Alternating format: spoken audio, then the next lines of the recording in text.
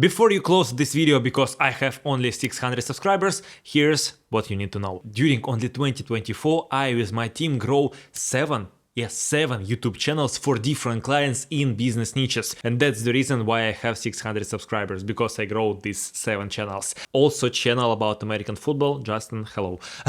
And by the way, my very first YouTube video I've published 10 years ago when I was 14 years old kid. Hi, I'm Evgeny. So in this video we will speak about 10 mistakes why your channel doesn't grow. Some of these mistakes can be painful, some of them are pretty easy to fix, so let's start with the very first and I think the most critical thing. You won't achieve any significant result because you change niches so fast, or you change your target audiences. When you define premise of your channel, when you think about like which video will you create, you need to think about who will watch these videos. I've made the same mistake several years ago when I started this YouTube channel after switching several Russian YouTube channels. I was creating a lot of content about video editing in different apps. So it's like 2 different audiences in one niche. About tech, like here is top 10 apps on my iPhone. Also about self-development, how you can live a healthier and more productive life.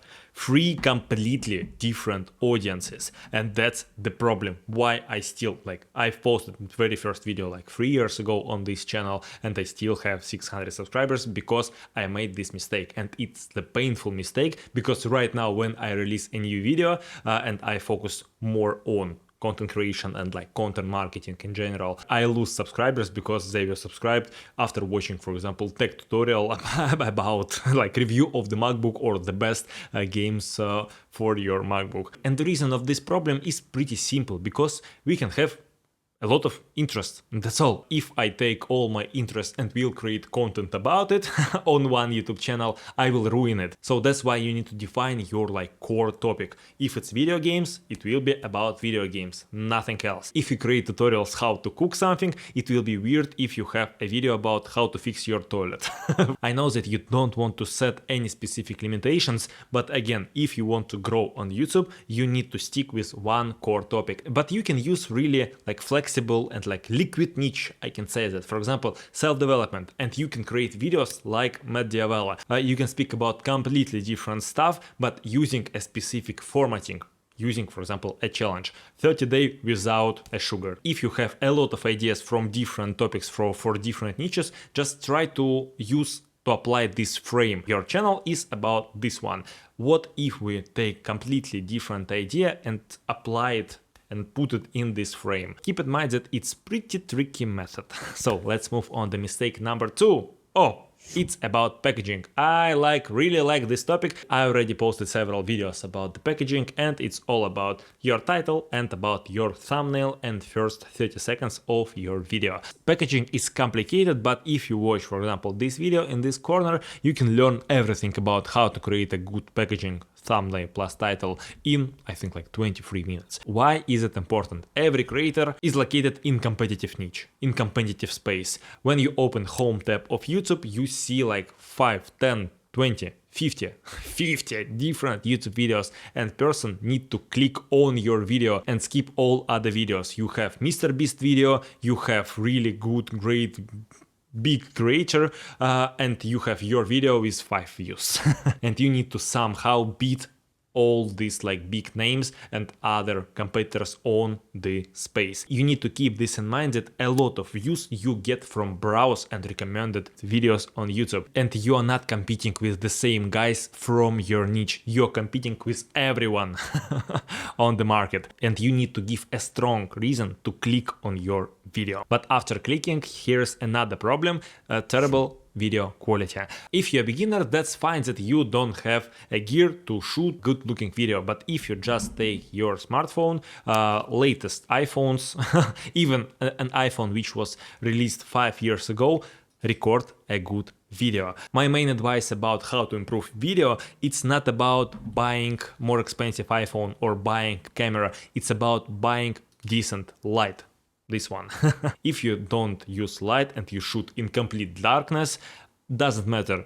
Will you use iPhone or really expensive Red or Arri Alexa camera? I won't recommend any specific light that you must buy. Again, It's all about your budget. When I started, I had like 2 boxes from shoes. I used cooking foil, so I will have a reflection, and just one simple light bulb inside this box in the middle. And I had these 2 boxes, and this was my main light sources during, I think, like 1-2 years, because I was a school kid. I didn't have a budget to buy a proper light. Right now there are a lot of lighting source, different brands like Aperture, which is more premium, but you can find something more cheaper, for example Godox, and I use Godox light right now. But if you think that if you fix the video you will have a lot of views, you're wrong. Probably you need to improve your audio, and that's additional mistake, and that's not so obvious mistake that your audio is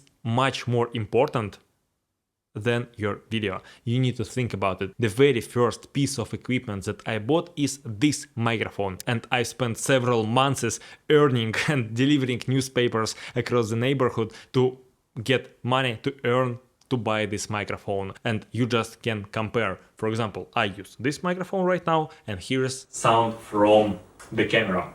Probably you can't hear me. Really great. Think about your content and how your audience consumes the content. Sometimes you don't need to invest a lot into video production because your videos are really great for audio listening. So people just simply don't watch your videos. They just listen these videos. Of course, it will be weird to listen MrBeast video where he explains everything. But if you create videos about discussing the news or audio podcasts, that's a necessity to have a really great audio. To understand which gear to buy, try to analyze your workflow. If you create a lot of videos in-house, it's better to buy, for example, this USB microphone, and usually it costs like $100, $200, $300, and that will be enough. You will have decent audio quality. That's Zoom F1, and I like it because of versatility, because I can use it in combination of lav microphone, so I can put it on a speaker. I can remove this protective cap. I install boom microphone, and for example I can replace this microphone, just put it on tripod, and I have a replacement of this USB microphone. Or I can use a specific mount for a hot shoe for my camera, and I can record vlogs with pretty decent audio quality. We covered 4 out of 10 points, and if you still watch this video, it looks like it's valuable content for you. So I recommend you to click on subscribe button, because I have more content about how to create better content, how to grow your socials, and how to monetize your content. Let's speak about mistake number 5. You don't use additional details, additional features of YouTube that provides to you. You don't use timecodes, end screens, and cards. And I'm using this way because I think that timecodes are important. We had a problem on one of the clients' channels because we didn't record a footage. We have real estate agents and they record videos using their smartphones. Sometimes these videos were not so great. Quality was a little bit terrible, and videos were a little bit boring, and we had really big dips in our retention graph, and we need to somehow retain the audience so they can watch till the end, or to make them watch as many seconds of the video as possible. So that's why we implemented timecodes about specific room of the apartment: living room, restroom, bedroom, master bedroom, balcony, additional details about like the property itself. It helped to improve and increase average view duration. If you have boring parts, or these parts you already know, it's already covered, you saw this in different videos, you want to skip it. And if you start to just 15 seconds forward, 15 seconds forward, 15 seconds forward, oh, that's something interesting. But someone, instead of like skipping to the interesting part, they will start checking other videos that YouTube provides to them. So you can lose your viewer because you have boring content for this specific viewer. But if you implement timecodes, it will be additional like guide point for your viewers. Next element, it's about adding end screens. Here is simple method how to approach it. Basically, at the end of your video, you show a new pane and you show the bridge. This bridge, it's like showing how to solve this new pain. It's by clicking on this new video, and I usually this call to action. So here is another new problem, and how to fix it. Click on my face. Here is like a new video that appeals in the end screen. And third point from this list, it's about using cards. Like, oh, check this video. I think it's not working. It's not useful to watch this video in the corner. You need to interrupt the view process of your present video, and I think sometimes it works not so great, and I recommend you to use like one card inside the video just to mention that you have the video about this topic on your channel, and just to give an idea and to put it in the head of your viewer. Even if viewer won't click on this card, open this video, he still have this idea, this information inside his head that, oh, you have video about this specific topic, but it's pretty complicated, and if you won't use these cards inside your video, that's totally fine. But I recommend you to implement timecodes and end screens. Another huge mistake, you don't provide a reason to subscribe on this channel. If you say in your video subscribe on my channel, it will be great for me and for you. Sometimes it won't help because problem is much bigger. I did strategy sessions for different small YouTubers, and one of the channels was about travel plus tech, like filmmaking gear. They combined personal vlogs about experience in different countries plus really tech nerdy tutorials about cameras. If you're a random viewer who opens a travel video, you open channel page and you see bunch of irrelevant content, and you are not interested in filmmaking, and guess what, you just close this video, you close this channel, and you won't open it again because you won't subscribe on this channel, which is not relevant for you. And other channels that are suffering from these mistakes are search-based videos, search-based channels, I can say that. So comparison, this camera from that camera, top 5 TV screens under $500. How to fix this specific tiny problem, which happens with one out of a million people in Zoom. This video will get views, but probably it won't give you subscribers and like loyal fans, because your content is more like a service content. People usually buy one TV screen in 2 years and forget about this topic, and they don't watch a lot of videos about TV screens during 2 years in a row. They usually spend like 1-2 weeks to discover this topic and forget about it. Firstly, when I launched this YouTube channel, I created a lot of how-to tutorials, how to make before and after transition, how to export videos using Final Cut Pro. These tutorials are search-based topics. I don't get subscribers because again, it's service-based content. So that's why I changed my approach, and probably you need to do this too. So to create content about one topic which can serve my audience during long period of time. This topic, how to grow on YouTube, is huge, and I can create a lot of videos about how to grow on YouTube but using different angles. So that's why you need to think about like meta outcome, meta skill, or like set of skills to achieve this dream outcome. For example, successful, profitable YouTube channel, or it can be like really great and huge passion, which requires a lot of like in-depth stuff. Next mistake is pretty obvious, and I think it's like a cliche that you don't post consistently. I also struggle with it because I was trying to build a business. Maybe this angle will help you. Again, I'm trying to build a business, like content creation business, providing different services for clients, selling online courses about content creation, and the main reason why I am not successful, like I don't have like huge success that I want to, simply because I don't have this discipline to keep with things, with repetitive actions. If you want to become a professional, for example, football player, you need to invest a lot of your hours into practicing, into training, and like improving your physical health and improving your skills of like playing football. If you want to attract customers, convert them, you need to do like, for example, outreach activities, which requires everyday consistent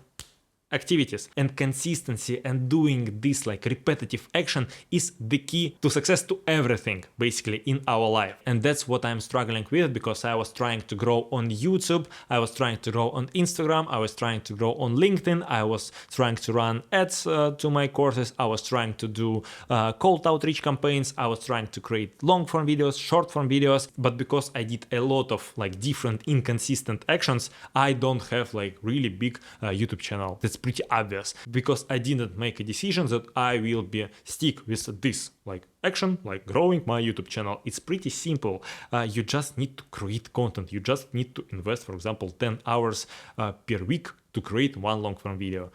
I can do this. But again, because I have this shiny object syndrome, I want to try this idea, I want to try to sell this product, I want to develop this idea, I am not successful. And probably you are too. I make money as a content creator, but I can't become a really great content creator for myself.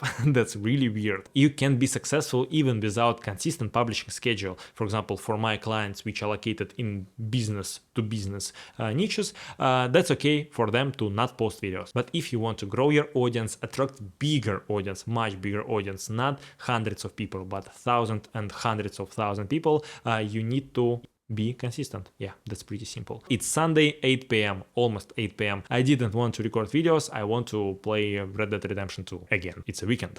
But Red Dead Redemption won't give me a consistent publishing schedule, so that's why I'm recording this video for you and also for my growth, let's be honest. The next point is about channel optimization, and if you watch other tutorials like 21 method how to unfuck your YouTube channel, that's about it, but also it's much more simpler. It's more about like properly setting up your YouTube channel. You just need to provide extra details in your description of your channel. You need to place links in your channel description, and you also need to use templatized version of your description of your video, every single video that you upload, and bunch of unified and common text that will be applied for every video. For example, your own name. Every video that I posted have my name in the text. Why is it important? Because if you fix all the issues that I mentioned before, you start to get much more views, and much more viewers will check your description, of your channel and links that you provided. And if you have your own products, your own services, or you use a special affiliate marketing, you need to be prepared for huge audience. Probably someone who is watching this video right now, check the description, check other videos on my channel, check channel description, check comment section, and that's all the places where you need to put the most strategic and the most important information about you, about your links, and everything else that you need to mention. So just spend several hours and upload everything on your channel. It's not so interesting to do, but again, you are losing money because of it. Next point is more about ideas and content that you publish. If you don't get views, probably you create really narrowed videos about ultra targeted specific topics, and you need to fix it. Your niche defines how many views can you get on the specific videos about specific topics. If you create, for example, again, really nerdy topics about like comparison, I'm comparing this camera versus that camera, and that's all. So you will get like 1,000 views during several years in a row. But if you create a video about how to use a camera, like step-by-step guide for beginners, and you need to like only 8 minutes to learn everything, to learn essentials, you can get several millions views because there are much more people who want to learn how to use camera, comparing with people who compare this specific model versus that specific model. You just need to open competitors, the biggest competitors on the market about your niche, about your topics, and you can simply evaluate how many views can you get if you even just recreate the same topics. For example, a niche about growing YouTube channels, it's pretty huge. We have bigger competitors, like my camera turned off because I started to speak about competitors.